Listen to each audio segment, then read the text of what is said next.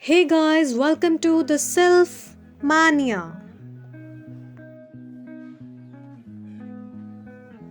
So, let's begin our today's topic verbs. Dear viewers, verbs are of many types. Like we have here the main verb, the helping verb, the transitive verb, the intransitive verb.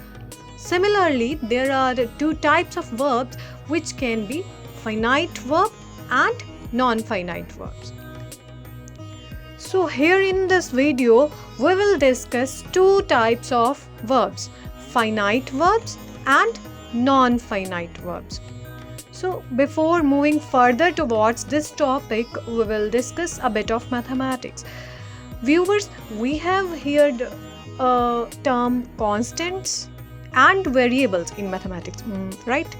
So constants are the numbers that doesn't change their values, but whereas the variables means the thing that varies, that changes its values depending upon the expressions. So let's coming back to the English. Here, finite verbs are the verbs that change its form, means they are the variables that change their forms. Whereas non-finites means they remain the same, means they will be the constant. Like if we say these are the variables, if we talk of mathematics, and these are the constants that remains the same and that changes their form, which are the variables. So how can we define a finite and non-finite? So here it will be a verb whose form is determined by, means the verb that changes its form and the verb that does not changes its form depending upon these three values. What are these? Numbers, person of the subject, or the tenses. Means there are three things on which the change and the non-change of the verbs are dependent. Now which are these forms? The first one is the numbers. Now in mathematics numbers are 1, 2, 3, 4, right? These are the counting numbers. But how will we define these numbers in English? We will say this is a singular, right? And these will be the more than two will be the plurals. So the numbers will be the singular or the plurals. Like as if we are having the singular subject, we use s or es with the verb in present tense and verbs second form in past tense, है ना? And verbs first form plus ing in continuous of either past, present or future. So similarly, here if the subject is dependent upon the numbers, so our verbs will change. If they are changing, that will be the finite verbs, and if they does not have any effect with the change of numbers, so they will be the non-finite verbs. Second determination character comes person of the subject. Person means the first person, the second person, the third person, I, we, me, they, mine, them, ours, us, sort of. So, and the third thing which is a factor affecting the change and the non-change of the verbs will be the tenses. As I used to say, either the basic pattern of a sentence is this: subject, verb and object. These are a little bit stubborn, like they doesn't change, but whatever changes we make depending upon the sentence, we make the changes here in the verb. Like I have given the example in the numbers, the same can be applied here. If our sentence is singular, the verb will goes with s or es. If it is a past tense, the verb will be of second form, and if it is a continuous, it will be the verb's first form ing, right? So what three factors determine our change and non-change of verbs will be the numbers, persons or the tenses. So in short, the verbs which change their form form means the base form, the comparative form, the superlative form, like first, second, third form, है ना? That can be changeable. Depending upon these numbers, persons and tenses, that can be the finite verbs, means that vary, that change their form depending upon these three factors. And the verbs which does not have any effect of these numbers, persons and tenses, that will be our non-finite verb, means they will be the constants, like if we talk of numbers like this.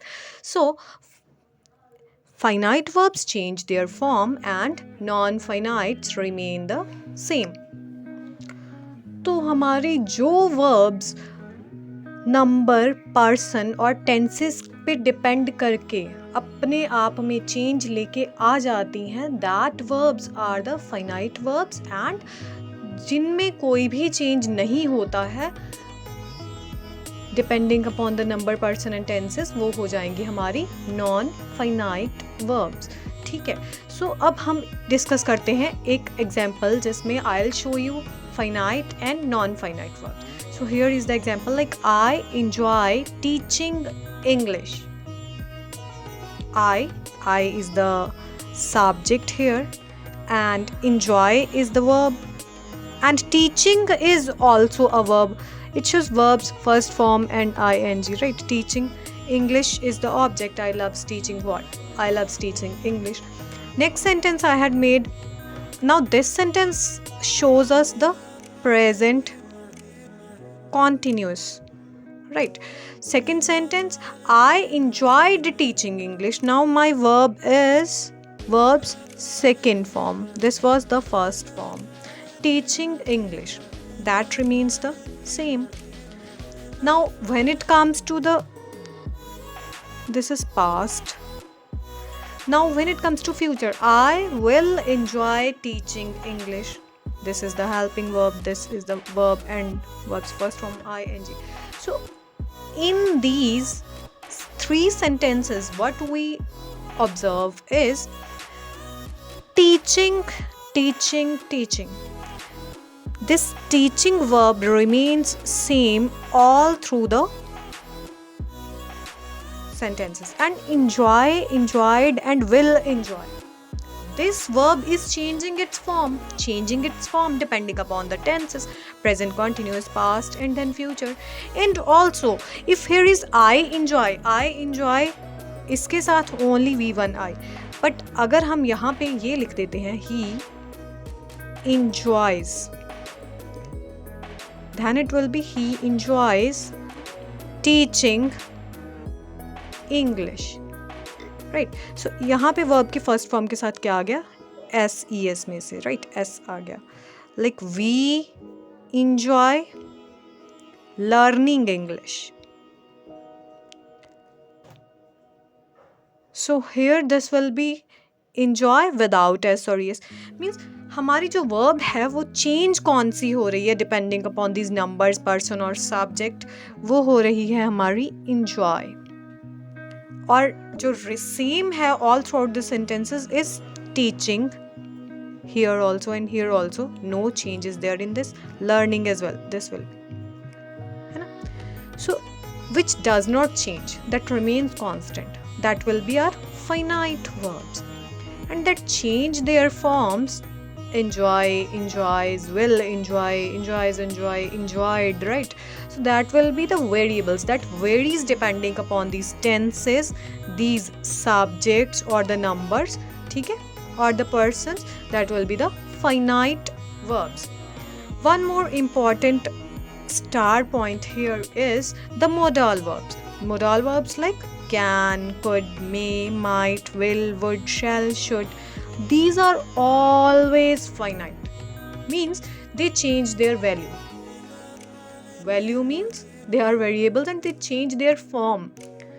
Like can be the could can be the can, may, might, will, would, shall, should, depending upon the tenses numbers. So they will always be the finite verbs.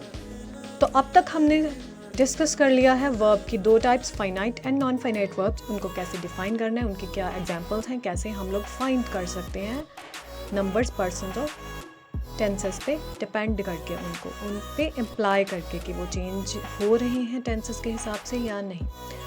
सो आगे जाने से पहले अगर आपको वो समझ में आ गया है तो please like, share, comment and subscribe the Self Mania. Okay, so now we will discuss non finite in detail.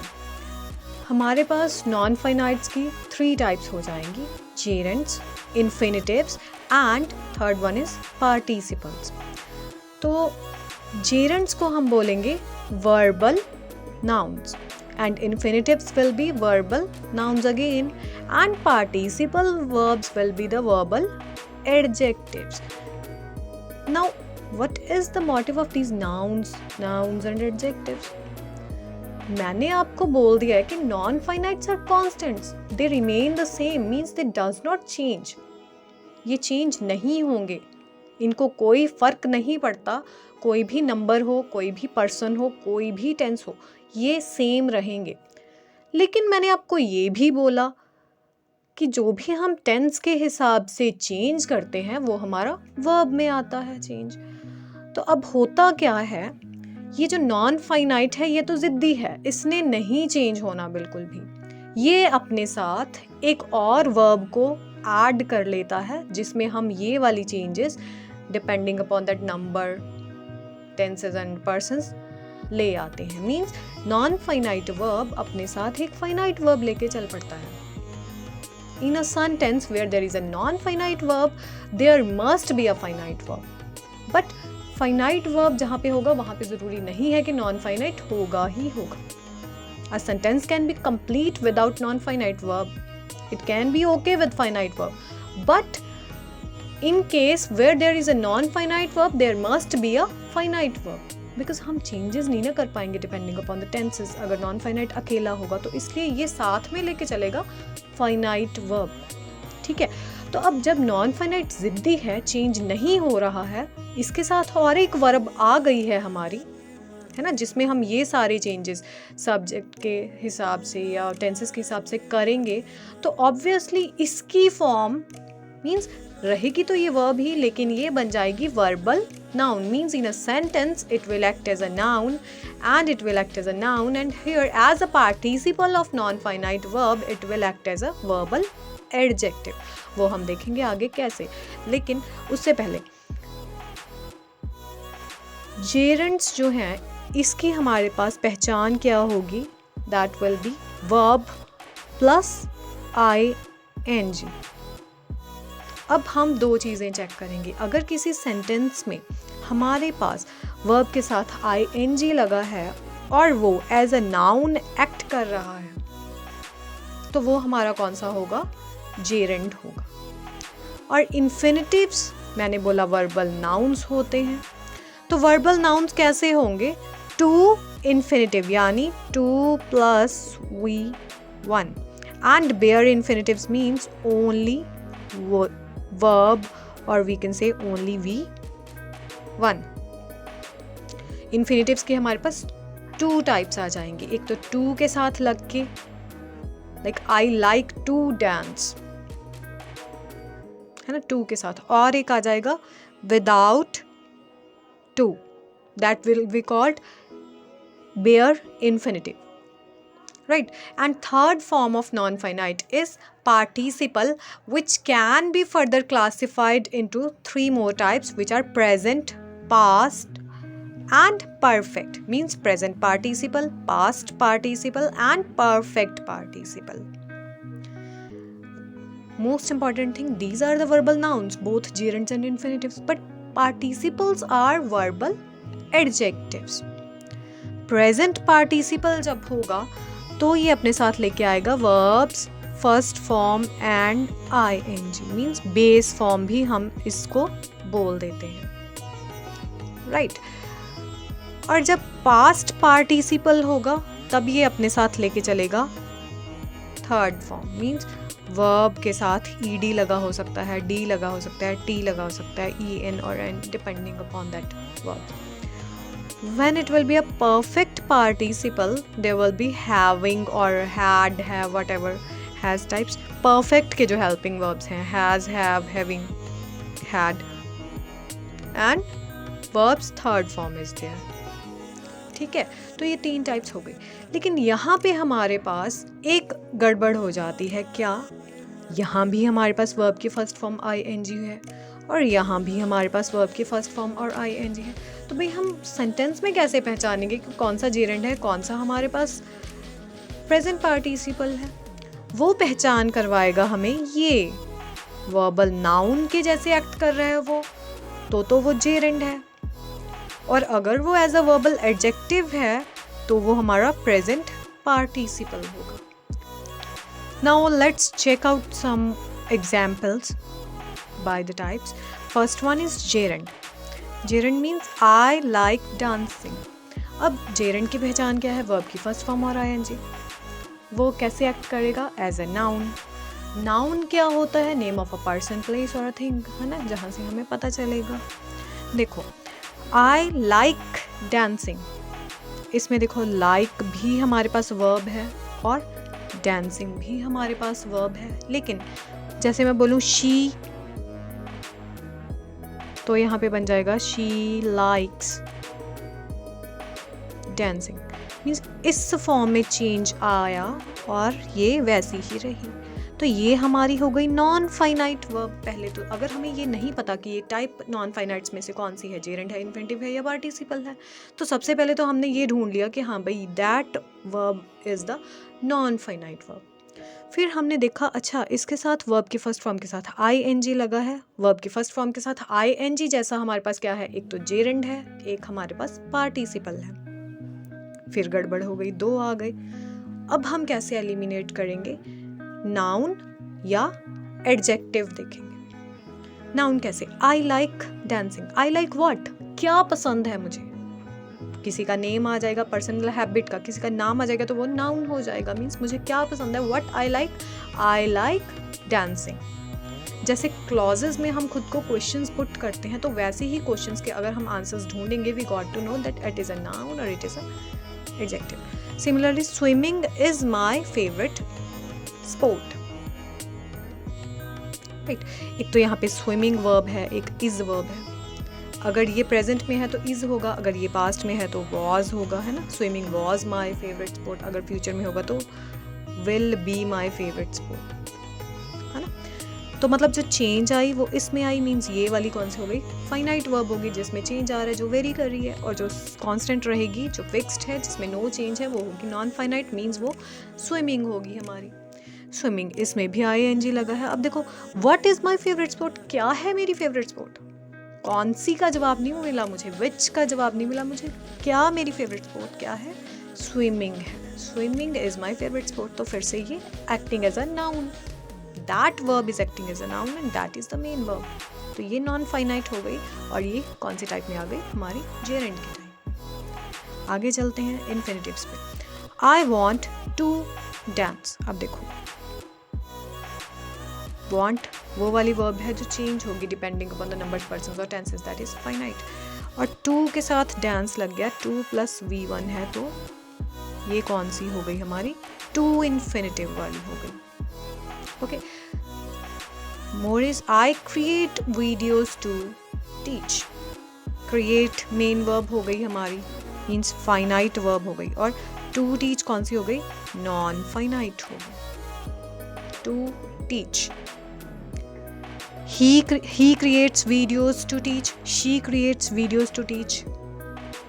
Naz create videos to teach. Creates videos to teach. है ना. तो इस वर्ब में चेंज आएगा. टू टीच में कोई change नहीं आएगा, तो ये नॉन फाइनाइट हो जाएगी हमारी.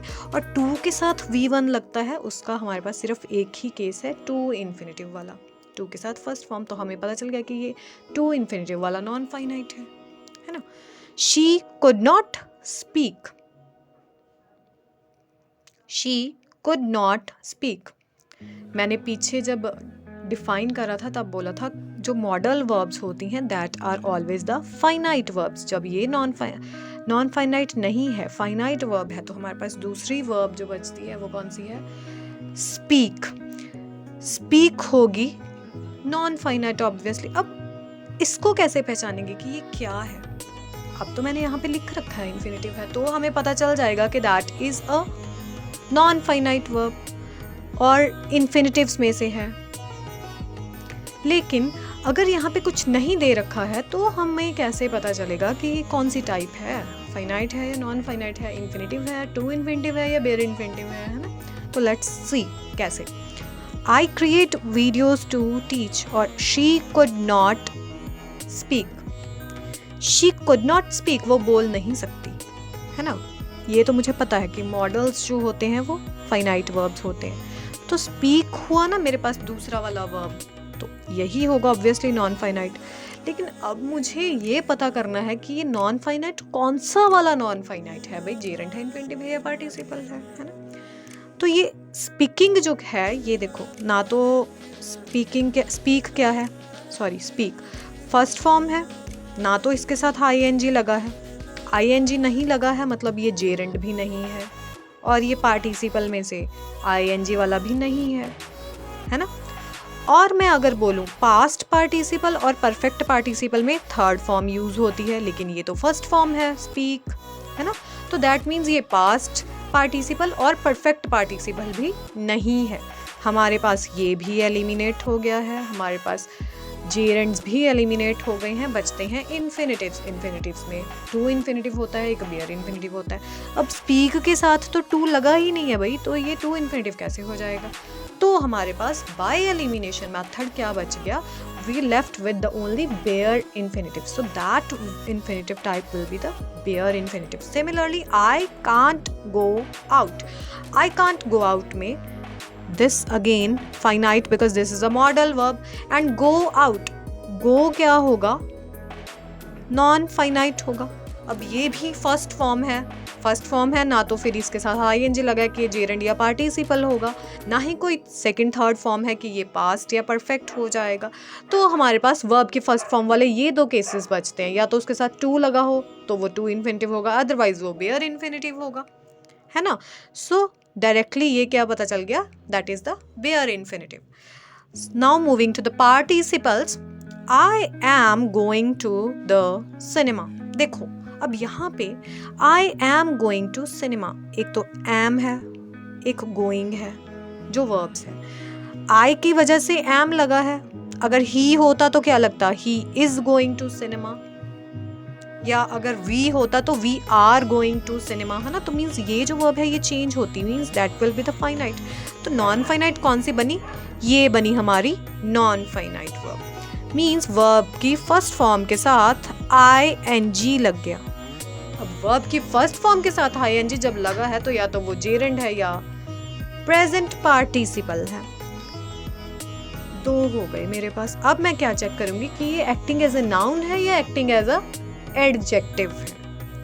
वो कैसे, I am going to the cinema. देखो मैं जा रही हूँ, मैं कहाँ जा रही हूँ, मुझे क्या का जवाब नहीं मिला। जैसे मैं क्लॉजेज में बताती हूँ कि व्हाट, विच और व्हाट टाइप ऑफ आंसर मिलेगा, उसी तरह से मुझे ये मिला कहाँ जा रही हूँ, वेयर आई एम गोइंग, एक जगह का नाम, एडजेक्टिव, मैं कहीं जा रही हूँ, सिनेमा, है ना, कहाँ, प्लेस, तो एडजेक्टिव।